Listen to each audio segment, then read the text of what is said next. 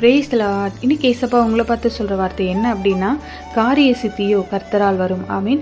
காரியத்தை நான் உனக்கு வாய்க்க பண்ணுவேன்னு சொல்கிறாரு. ஏதோ ஒரு காரியம் உங்களுடைய வாழ்க்கையில் தடையாகவே இருக்குது, நடக்கவே மாட்டேங்குது. வீடு கட்டணும் ஆனால் நடக்க மாட்டேங்குது. திருமண காரியம் தடைபட்டு நிற்குது, நடக்க மாட்டேங்குது.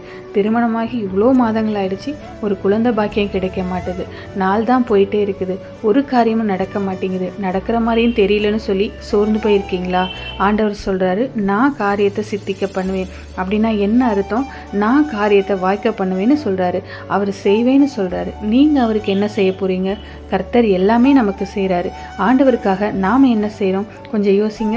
அப்போது கர்த்தர் என்ன நம்மக்கிட்ட எதிர்பார்க்குறார்? அவர் நம்மக்கிட்ட காணிக்கை எதிர்பார்க்குறாரா? பணத்தை எதிர்பார்க்குறாரா? இல்லவே இல்லை.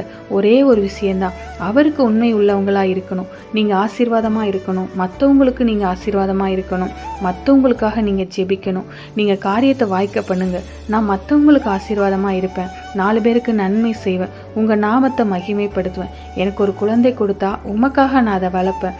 என் பிள்ளைக்கு நல்ல வாழ்க்கை அமைச்சு கொடுத்தீங்கன்னா குடும்பமாக சாட்சியாக நின்று உங்கள் நாமத்தை மகிமைப்படுத்துவேன்னு இது மாதிரி அர்ப்பணித்து ஜெபித்தீங்கன்னா காரியம் வாய்க்கும்.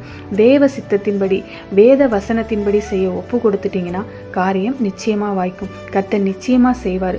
உங்கள் வாழ்க்கையில் ஆண்டவருக்கு எது சித்தமோ அதை செய்ய நான் ஒப்பு கொடுக்குறேன்னு சொல்லி ஜெபம் பண்ணுங்க.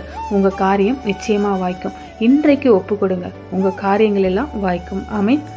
God bless you.